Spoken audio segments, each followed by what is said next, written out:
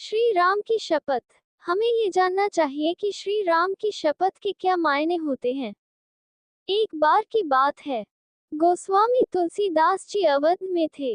वे सरयू नदी में स्नान करने आए। जब वे नदी में उतरकर अंदर की ओर जा रहे थे, उसी समय एक महिला भी वहां स्नान करने पहुंची। उसे जल्दी स्नान करना था।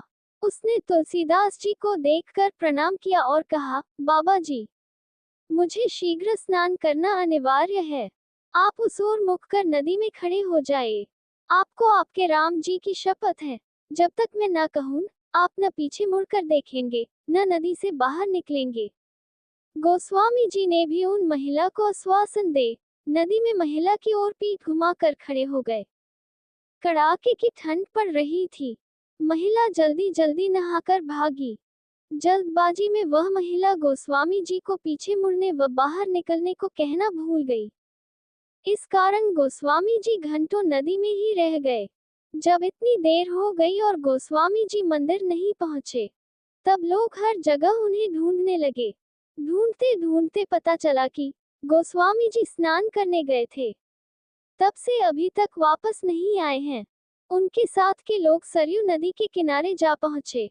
उन्होंने वहां पाया कि गोस्वामी जी नदी में खड़े हैं।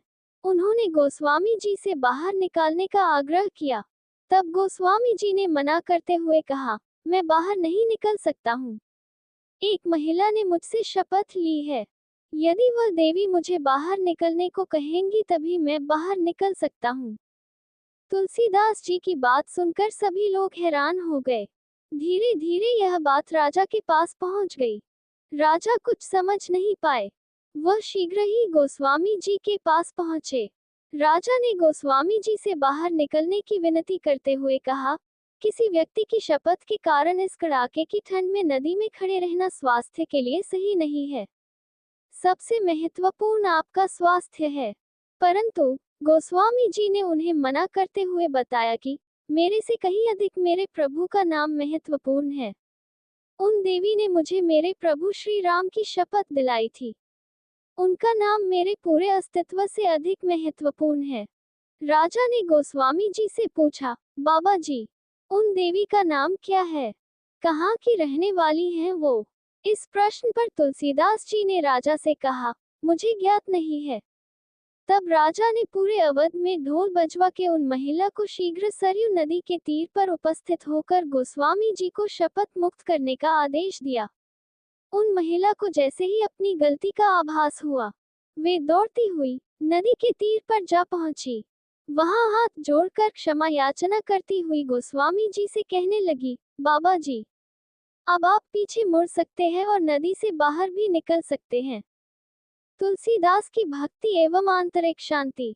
फिर कहने लगी, हे बाबा जी, मुझसे बड़ा अपराध हुआ। मैं दंड की भागी हूँ। यदि आपकी दया हो तो क्षमा करें। गोस्वामी तुलसीदास ने मुस्कुराते हुए कहा, नहीं देवी, आपसे कोई अपराध नहीं हुआ है। मेरे प्रभु चाहते थे कि मैं यहाँ एकांत में श्री सरयू जी के जल में उनकी भक्ति करूं। मुझे ऐसा करने का शुभ अवसर प्राप्त हुआ। इसके लिए आपको धन्यवाद। ऐसे होते हैं सिद्ध पुरुष, अंतः शांत। ये भारत भूमि है, देवभूमि है, जिसे भगवान भी अवतरित होने के योग्य समझते हैं।